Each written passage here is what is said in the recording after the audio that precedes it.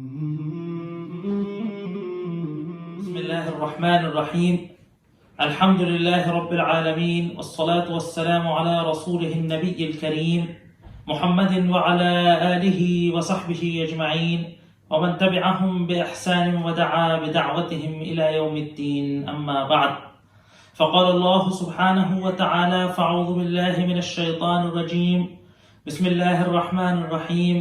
الحمد لله رب العالمين الرحمن الرحيم مالك يوم الدين إياك نعبد وإياك نستعين اهدنا الصراط المستقيم صراط الذين أنعمت عليهم غير المغضوب عليهم ولا الضالين آمين.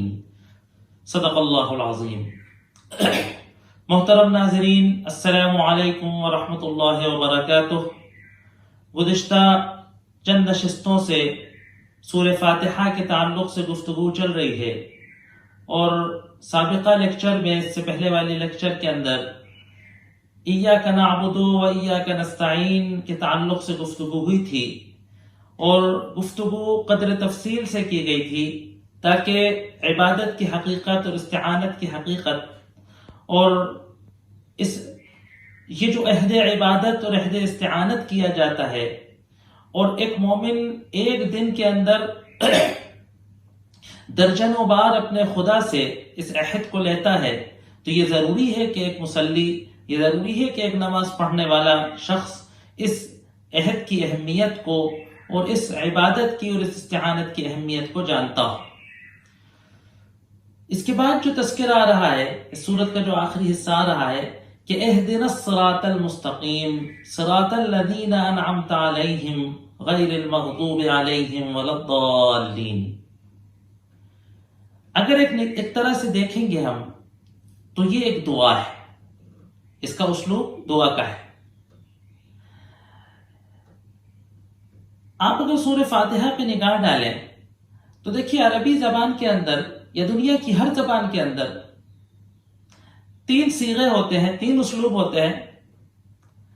ایک تو متکلم کا صیغہ ہوتا ہے کہ میں نے ایسے کیا، میں یہ کہتا ہوں. ایک مخاطب کا صیغہ ہوتا ہے کہ ہم گفتگو کریں کسی سے کہ تم نے ایسا کیا، تم یہ کہتے ہو. اور ایک غائب کا صیغہ ہوتا ہے، غائب کے بارے میں بات بتائی جاتی ہے کہ اس نے ایسا کیا، اس نے ایسا کہا. تو جو آغاز سورت سے بات چل رہی تھی کہ الحمدللہ رب العالمین، یہ غائب کا اسلوب ہے کہ ساری تعریفیں، ساری ستائشیں اور حمد و ثنا اس کے لیے کہ جو سارے جہانوں کا پروردگار ہے. الرحمن الرحیم میں بھی یہی تھا، مالک یوم الدین. ایاک نعبد و ایاک نستعین یہ مخاطب کا صیغہ ہے. یہ براہ راست انسان اللہ تبارک و تعالیٰ کو مخاطب کر کے کہہ رہا ہے کہ ہم تیری عبادت کرتے ہیں، تیری استعانت کرتے ہیں. علماء فصاحت و بلاغت نے بڑا ایک نقطہ یہاں پیش کیا کہ گویا انسان اللہ کی حمد و ثنا کرنے کے بعد، اللہ کی تعریف کرنے کے بعد، اس کی رحمانیت اور اس کی رحمت کو، اس کی رحمانیت و صفت رحمت کا تذکرہ کرنے کے بعد، اس کو مالک یوم الدین تصور کرنے کے بعد، اللہ کی حمد و ستائش کے بعد، اللہ کے اتنے قریب ہو گیا کہ براہ راست وہ اللہ سے گفتگو کرنے لگے. پرانے ادیان میں جس وقت قرآن اتر رہا تھا، جزیرۃ العرب میں شرک کا زور دارا تھا، تو بڑی بات یہ مانی جاتی تھی، ہے نا، بہت پہنچی ہوئی ہستیاں وہ مانی جاتی ہیں کہ جو براہ راست اللہ تبارک و تعالیٰ سے گفتگو کریں، یا جو براہ راست اللہ تبارک و تعالیٰ کے سامنے دست دعا پھیلا سکیں. کیونکہ اس زمانے میں یہ چل رہا تھا کہ اگر ہمیں اپنی دعا اللہ تک پہنچانی ہو، اگر ہمیں اپنی آرزو اور اپنی تمنائیں اللہ تک پہنچانی ہو، تو ہمیں کوئی ایسی ہستیاں ڈھونڈنا ہوں گی کہ جو اللہ تک ہماری بات کو پہنچا دے، اللہ جن کی براہ راست سنتا. تو پہلی سورت کے اندر آغاز قرآن میں اس بات کو کلیئر کر دیا گیا کہ اس اللہ کی حمد و ثنا کی اقرار کرنے کے بعد، اللہ کے حمد و ثنا کا اعتراف کر لینے سے اللہ کی صفت رحمانیت اور صفت الوہیت اور صفت ربوبیت، ہے نا، یہ چار صفتیں جو ہیں آغاز سورت کے اندر بیان کی گئی کہ اللہ الحمدللہ صفت الوہیت،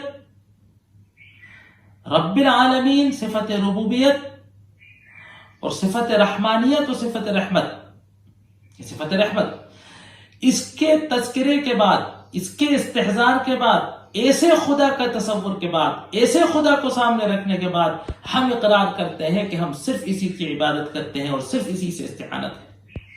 اگر کوئی ہستی عبادت و استعانت کے لائق ہے تو اس کی بھی کچھ شرطیں ہیں، وہ شرطیں یہ ہیں کہ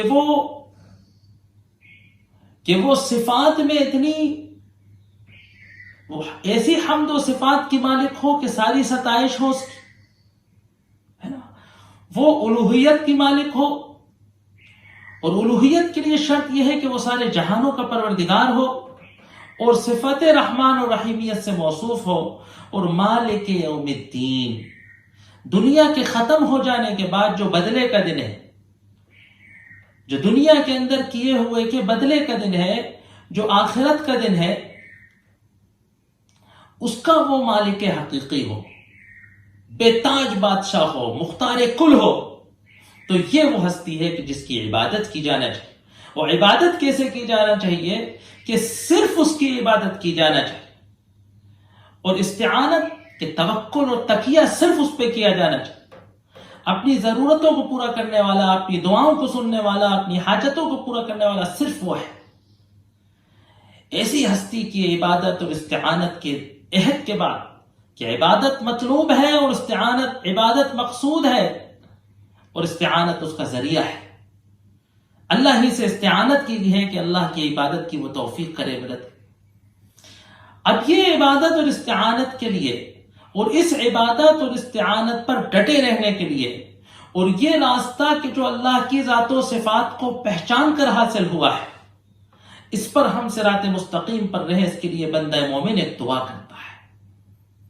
عام طور سے ہم سب کوئی دعا کرتے ہیں، عام طور سے انسان کا مزاج ہے کہ انسان حریص ہے، انسان خدا کے پاس جاتا ہے تو کسی لالچ میں، کسی منفعت کو حاصل کرنے کے لیے، یا اپنے آپ کو کسی مضرت سے بچوانے کے لیے، کسی مضرت سے اپنے آپ کو بچانے کے لیے اللہ کے قریب جاتا ہے، یا اللہ سے کوئی منفعت حاصل کرنے کے لیے جاتا ہے۔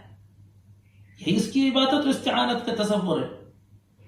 لیکن اللہ تبارک و تعالیٰ نے جو دعا کرنے کو سکھائی، وہ دعا یہ سکھائی کہ اہدنا الصراط المستقیم، کہ آپ ہمیں صراط مستقیم کی رہبری کر دیں، آپ ہمیں صراط مستقیم کی ہدایت کر دیں۔ اب یہ ہدایت کیا ہے؟ ہدایت عربی کا ایک بڑا وسیع مفہوم ہے۔ ہدایت عربی کا ایک بڑے وسیع مفہوم کا جملہ ہے۔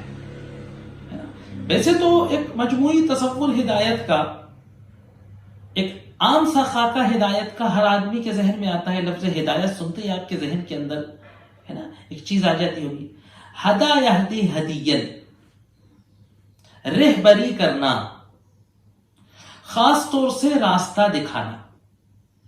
جو لفظ عربی میں عام استعمال تھا ہدی خانی، کہ عرب ریگستان میں رہتے تھے، خانہ بدوشوں کی زندگی تھی، قافلوں میں سفر کرتے تھے اونٹوں پہ، ہمارے طرح ایسے روڈیں تو بنی نہیں ہوتی تھی کہ سب یہ روڈ بنی ہے، تو اونٹوں پر سامان لدا ہوا ہے، اونٹ چل رہے ہیں، تو ان کی جو رہبری کرتے تھے، جو ان کو ہکاتے تھے، ان کو ہدی خانی کہتے۔ جو کچھ لوگ کرائے کے، کچھ لوگ راستوں کے ایکسپرٹ ہوتے تھے ریگستان کے اندر، وہ راستہ دکھاتے تھے قافلوں کو، انڈیویجولز کو، تو جو راستہ دکھاتے تھے ان کو ہادی کہتے تھے، ہے نا۔ تو اسی طریقے سے جو ریگستان میں راستہ دکھاتا ہے، راستہ دکھانے والے کی کیا ذمہ داری ہوتی ہے؟ اس ریگستان میں راستہ دکھانے والے کی دو ذمہ داریاں ہوتی تھی۔ ایک تو ذمہ داری کیا ہوتی تھی کہ وہ منزل مقصود تک پہنچا دے، روڈیں تو بنی نہیں ہے، ریگستان میں کوئی ایسے نشانات نہیں ہوتے کہ ہاں صاحب یہ جگہ، اس کے بعد یہ جگہ آئے گی۔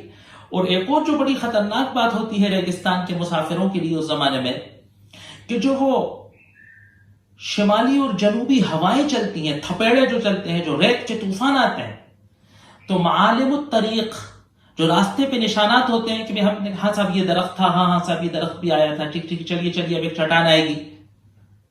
تو ریگستان میں اس طریقے سے نہیں ہوتا، کیونکہ اگر آپ ریگستان میں 2 سال پہلے یہاں سے گزرے تھے، اب آئیں گے تو ہوائیں پورے نقشے کو بدل دیتے. ٹیلا یہاں سے اٹھ کے ادھر آ جاتا ہے اور یہاں سے یہ جگہ ختم ہو جاتی ہے. جہاں میدان تھا وہاں ٹیلا ہو جاتا ہے، جہاں ٹیلا تھا وہ میدان بن جاتا ہے. تو بہت ایکسپرٹ ہوتے ہیں جو ریگستان کی راستوں کو جانتے ہیں، اس کی نفسیات سے، اس کے مزاج سے واقف ہوتے ہیں. تو آپ اگر ریگستان میں تنہا نکل جائیں گے تو گم جائیں گے، پھٹک جائیں گے. اور یہ بھی معلوم تھا عربوں کو کہ کیونکہ پانی ہوتا نہیں ہے، راستے میں ہر جگہ گاؤں ہوتے نہیں ہیں، تو جو ریگستان میں بھٹکا اور راستہ اگر گم گیا تو پھر اس کی زندگی کا کوئی بھروسہ نہیں بچتا تھا. یا تو وہ بھٹکتا ہوا کسی جنگلی جانوروں کے علاقے میں چلا جائے گا اور کسی درندے کا لقمہ بن جائے گا، یا ایسا نہ بھی اگر ہوا، کیونکہ عرب کے پاس تلوار ہوتی تھی اپنی، تو اس کے اونٹ پر جتنا توشہ ہے اور جتنا پانی اس کے پاس ہے، اس کے ختم ہو جانے کے بعد اس کی زندگی کا کوئی بھروسہ نہیں ہے نا. تو ہادی کیا کرتا تھا کہ منزل مقصود تک پہنچاتا تھا. اس کا کام کیا ہوتا تھا کہ قافلے کو، مسافر کو منزل مقصود تک پہنچا دینا. اور دوسرا کام کیا ہوتا تھا کہ اس کی زندگی کو بچا لے جانا، ہلاکت سے بچاتے ہوئے، خطرات سے بچاتے ہوئے، بھٹکنے سے بچاتے ہوئے، محفوظ راستے پر چلاتے ہوئے منزل مقصود تک پہنچا دینے کو عربی میں ہادین کہتے تھے. ہادین خریتن کا لفظ حدیث کے اندر آتا ہے. تو راستہ دکھانے والا، تو جس طریقے سے ریگستان میں راستہ دکھانے والے کو ہادی اور ہدایت کہتے ہیں، اسی طریقے سے ہے نا زندگی میں صحیح راستہ دکھانے والے ہے نا، زندگی میں صحیح راستہ دکھ جائے، ایسا صحیح راستہ نظر آنا کہ جس سے ہے نا کہ جس سے زندگی ہلاکت سے بچ کر، تباہی سے بچ کر صحیح منزل مقصود تک پہنچ جائے، یہ ہدایت ہے. اور مقصد زندگی کیا ہے؟ عبودیت. اور منزل زندگی کیا ہے؟ جنت ہے نا. یا یوں کہہ دیجئے کہ مقصد زندگی کیا ہے؟ عبادت. اور منزل زندگی کیا ہے؟ اللہ تبارک و تعالیٰ کی خوشنودی. اور اللہ تبارک و تعالیٰ کی خوشنودی کا مطلب ہے کہ انشاءاللہ جنت میں داخلہ. تو جب اس زندگی کا اینڈ ہو، اس سفر کا جب خاتمہ ہو، تو منزل آ جائے. سفر کا خاتمہ ہوا اور منزل ہی نہیں آئی، دی اینڈ ہو گیا، راستہ ختم ہو گیا، روڈ ختم ہو گیا ہے، ریگستان ختم ہو کے سمندر آ گیا، آگے راستہ ختم ہو گیا، کھائی آ گئی، منزل نہیں آئی، بھٹک گئے تھے کہیں. تو جب اس سفر کا خاتمہ ہو، یعنی جب یہ زندگی کا اینڈ ہو، ختم ہو، جب آخری سانس آئے، تو وہ مقام وہ ہونا چاہیے ہے نا کہ رضی اللہ عنہم ورضوا عنہ، کہ اللہ خوشنودی، اللہ راضی ہو چکا ہو، اللہ خوش ہو. تو یہ منزل پانا ہے. اب لفظ ہدایت کی علماء نے کئی نوعیتیں لکھی ہیں. قرآن کے اندر لفظ ہدایت بڑے وسیع مضمون کے لیے آیا ہے. سب سے پہلے تو ہدایت کہتے ہیں فطری رہبری کو. اللہ تبارک و تعالیٰ نے اس سفر زندگی کو ہم گزار سکیں، اس کے لیے کچھ انسان کے اندر فطری رہبریاں رکھی، اللہ نے رکھی. وہ فطری رہبری کیا ہے کہ ایک نومولود بچے کو سانس لینا آتی ہے. آپ نے کبھی سنا ہوگا کہ کبھی کبھی کچھ بچوں کے ساتھ پرابلم آ جاتی ہے، ڈاکٹرز کہتے ہیں ایک بیماری ہوتی ہے کہ بچہ سانس لینا بھول جاتا ہے. اب آپ مجھے بتائیے، کیا آپ کہہ کر یا سکھا کر کسی بچے کو، کسی بڑے کو کیا سانس لینا سکھا سکتے ہیں کہ ایسے کرو، چھوڑو؟ یہ تو فطرت نے اسے سکھایا ہے. جو سب سے آسان کام ہے، جو 1 منٹ کے اندر درجنوں بار کرا جاتا ہے، سانس لینا، میں چیلنج کرتا ہوں کہ آپ ٹریننگ کیسے دیں گے، سمجھائیں گے کیسے اس کو کہ سانس، یا نوالے کو، لقمے کو نگلنا ایک بڑا ادنا سا عمل ہے. بچے بعض وقت بچے کتنا پریشان کرتے ہیں، ہے نا.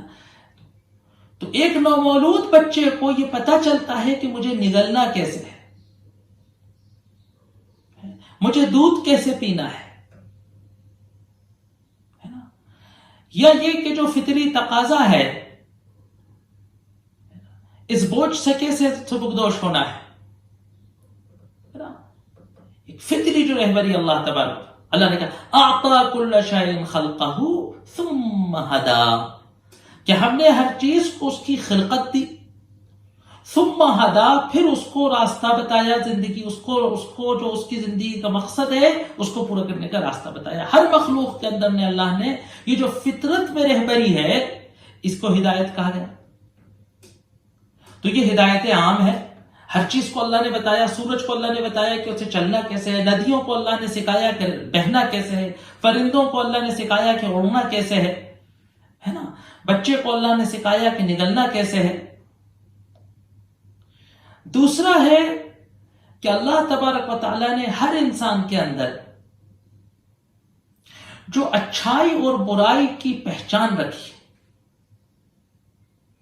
صحیح اور غلط کو پہچاننے کی جو ذوق رکھا ہے اندر سے، فطرت کے اندر ہے نا. ثم ہدیناہ النجدین، اللہ نے کہا کہ ہم نے انسان کو پیدا کیا، بنایا ہے نا. الم نجعل لہ عینین ولسانا وشفتین، کہ ہم نے کہ اس کو عینین، دو آنکھیں نہیں دی جس سے وہ خارجی اشیاء کو دیکھ کر اپنے اندر اپنے دل و دماغ تک پہنچا دے. ولسانا، زبان دی کہ جو یہ اپنے ما فی الضمیر کو ادا کرنے کی ترکیب ہے نا. اپنے وشفتین، دو ہونٹ دیے، اس زبان اور ہونٹوں سے مل کر گویائی، قوت گویائی. تو جو کچھ انسان نے آج تک سیکھا اور پڑھا ہے وہ دیکھ کر یا بول کر یا سن کر. ہم بولتے ہیں تو کوئی سنتا ہے نا، ہم دیکھتے ہیں اور کچھ حاصل کرتے ہیں، اس سے ہمیں رہبری حاصل ہوتی ہے. ثم ہدیناہ النجدین، پھر ہم نے اس کو دونوں راستے، دونوں گھاٹ دکھا دیے، اس کی رہبری کر دی، اچھائی کی بھی اور برائی کی. تو یہ اندر سے انسان کے اندر اچھائی اور برائی کو پہچاننے کی فطرت ہے، جس کا ذوق جدھر ہوتا ہے اس طرف چلا جاتا ہے. تیسرا ہدایت کا مطلب ہے، تیسرا ہدایت کا مطلب قرآن میں آتا ہے کہ ایمان کے طرف، خیر کے طرف، شریعتوں کی طرف اللہ کی رہبری کرنا ہے نا. کہ جو اللہ وحی بھیجتا ہے، انبیاء کو بھیجا، وحی بھیجی، قرآن اتارا، یہ ہدایت اللہ نے بھیجی ہے نا. اب یہ ہدایت مومن کو بھی بھیجی جاتی ہے، کافر کو بھی بھیجی جاتی ہے، سب پر اللہ ہدایت بھیجنا بھی اللہ نے ہدایت کہا.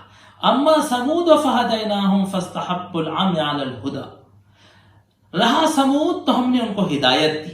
یعنی نبی کا آنا، کتاب بھیجنا، آفر کرنا، اللہ نے سب پہ ہدایت ہے نا.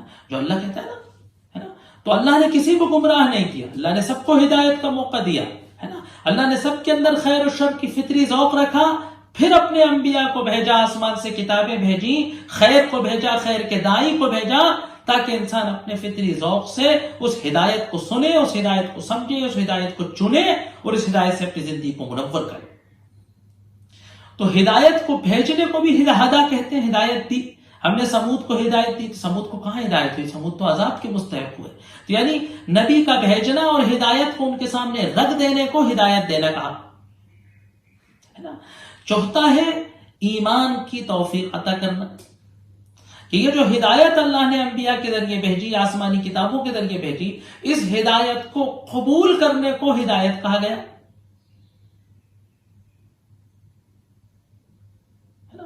تو یہ چوتھا مطلب ہے ہدایت کا، اصل جس کو ہم ہدایت کہتے ہیں، کہ اللہ تبارک و تعالیٰ نے ہدایت دی ہے نا. شرک سے ایمان کی طرف رہبری ہو جائے، ہدایت ہوئی ہے نا. گناہ سے ثواب کی طرف ہدایت ہو جائے، رہبری ہو گئی. غلط زندگی گزارتے تھے، صحیح زندگی کی توفیق ہو گئی تو ہدایت ہو گئی ہے نا. اچھائیوں کی ہدایت ہو گئی ہے نا، برکات و خیرات کی ہدایت ہو گئی، نیکی کی ہدایت ہو گئی. پانچواں ہے ہدایت پر باقی رہنا، ہدایت پر ڈٹے رہنا ہے نا. ہدایت پر ہدایت پر جمے رہنا، ہدایت پر ڈٹے رہنا، یہ بھی ہدایت ہے نا. اما الذین ہادوا زدناہم ہدی، جن نے رہبری اختیار کر لی، جن نے راہ راست اختیار، زدناہم ہدی، ہم نے ان کی ہدایت کو بڑھا دیا. جس طریقے سے قرآن میں ایک جگہ ہے کہ یا ایھا الذین آمنوا آمنوا، اے وہ لوگوں جو ایمان لائے ہو، ایمان لاؤ، یعنی حقیقتاً ایمان لاؤ، ایمان کو تازہ رکھو، ایمان کو بچائے رکھو. ایک بات یہ یہاں اعتراض کرنے والے نے اعتراض کیا کہ ایک آدمی صف میں مصلی کھڑا ہے، ایمان سے آراستہ ہو گیا ہے، مسجد میں آ چکا ہے، اللہ کو ساری حمد و ستائش کے لائق مانتا ہے، اللہ کو یکتا خدا اور کائنات کا رب تصور کرتا ہے،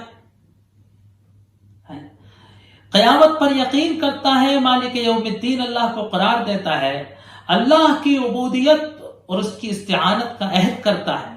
اب کہہ رہے ہیں کہ ہمیں ہدایت دے دیجیے، تو ہدایت پر تو وہ ہے ہی. تو اس لیے یہ آپ کے سامنے ہدایت کے مفہوم کو بتایا گیا کہ یہاں مطلب ہے کہ ہدایت پر ہمیں جمائے رکھ، ہدایت پر ہمیں باقی رکھ، ہے نا، ہمیں ہدایت پر جو ہے، ہدایت پر مزید ہدایت عطا کر، ہدایت سے اور آگے کی ہدایت عطا کر. اگر ہم خالی موحد ہیں، ہے نا، تو ہم مخلص عابد بن جائیں. اگر ہم عبادت کرتے ہیں تو ہم عبادت کے پابند بن جائیں. اگر ہم خیر کرتے ہیں تو اور زیادہ خیر کرنے والے بن جائیں. اگر ہم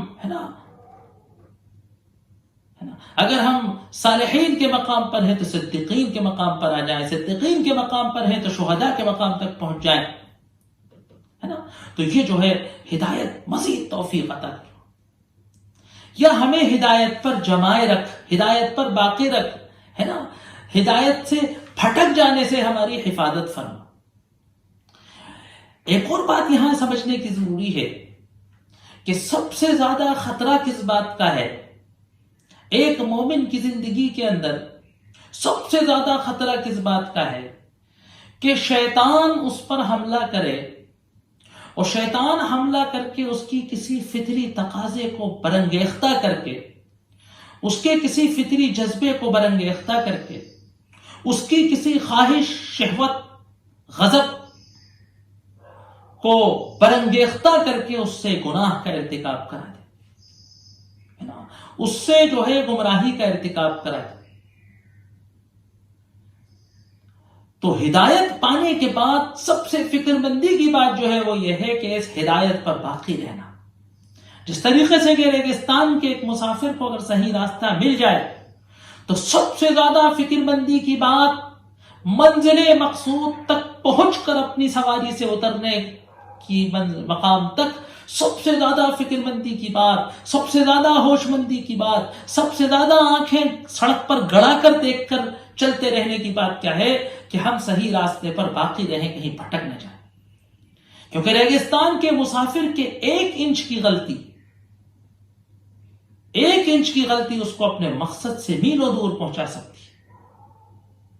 ایک ہلکا سا ایک غلط فیصلہ دوران سفر اس کو کسی ہلاکت کے جنگل میں پہنچا سکتا ہے، اس کو کسی کھائی میں پہنچا سکتا ہے، اس کو کسی دلدل میں پھنسا سکتا ہے، اس کو کسی ریگستانی چکر میں، کسی ریت کے چکر میں پھنسا کر ہمیشہ کے لیے ختم کر سکتا ہے. تو اہدنا الصراط المستقیم. اب یہ دعا سنائی جا رہی ہے کہ اے اللہ ہماری رہبری کر دے، ہمیں جما دے، ہمیں باقی رکھ، کس پر؟ صراط مستقیم پر. دیکھیے صراط مستقیم کی بڑی معرکۃ الآراء تشریحات ہے. آپ اگر تفسیروں کا مطالعہ کریں گے تو آپ دیکھیں گے کہ صراط مستقیم کے بڑے وسیع معنی ہے نا. کسی نے صراط مستقیم کے معنی دین کیے، کسی نے صراط مستقیم کے معنی قرآن کیے، کسی نے صراط مستقیم کے مطلب جو ہے دین مستقیم، بہت سارے مطلب ہیں، لیکن سب کا مجموعی مطلب ایک ہی ہے کہ صراط مستقیم، صراط کہتے ہیں راستے کو، وے، راستہ. جس طریقے سے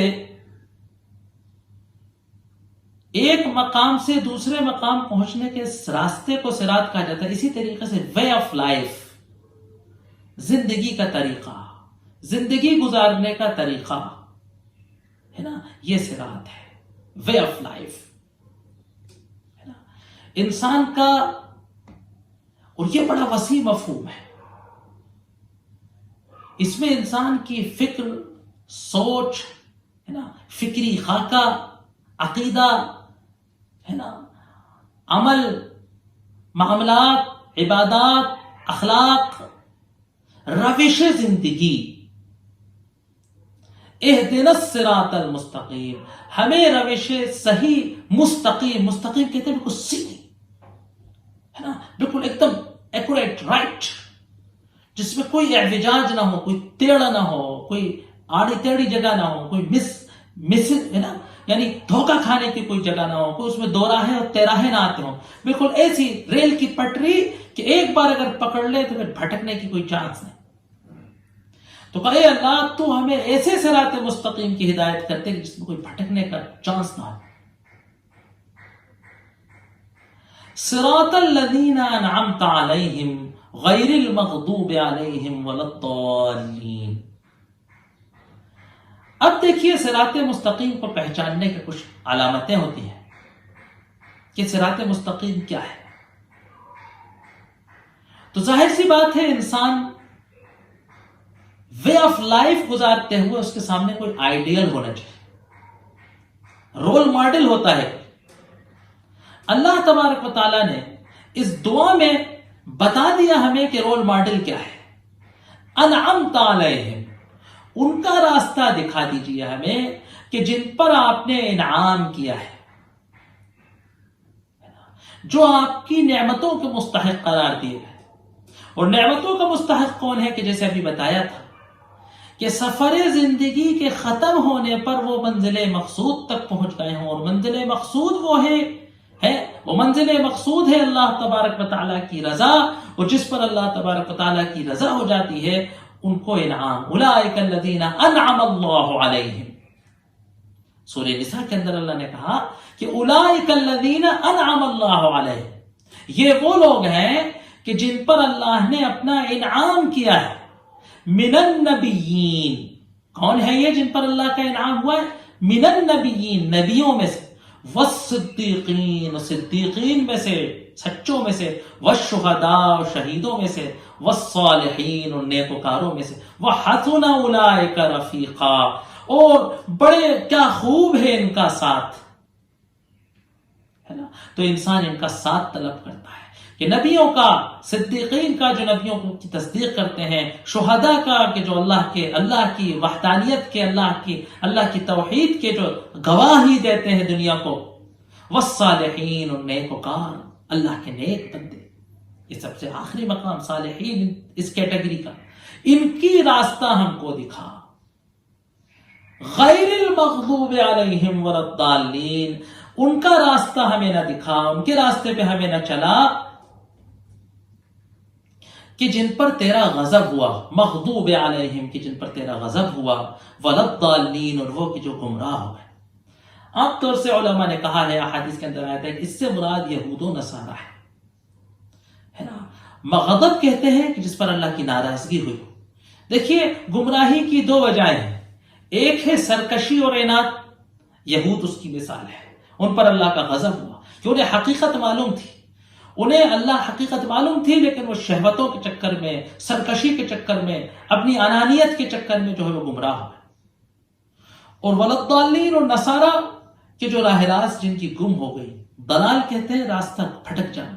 صحیح راستہ مل چکا تھا، حضرت عیسیٰ حواریوں کو ربانیین کا راستہ دکھا گئے تھے اور دنیا پہ اس راستے پر چل پڑے تھے، قربانیاں دے رہے تھے، لیکن گمراہ ہو گئے.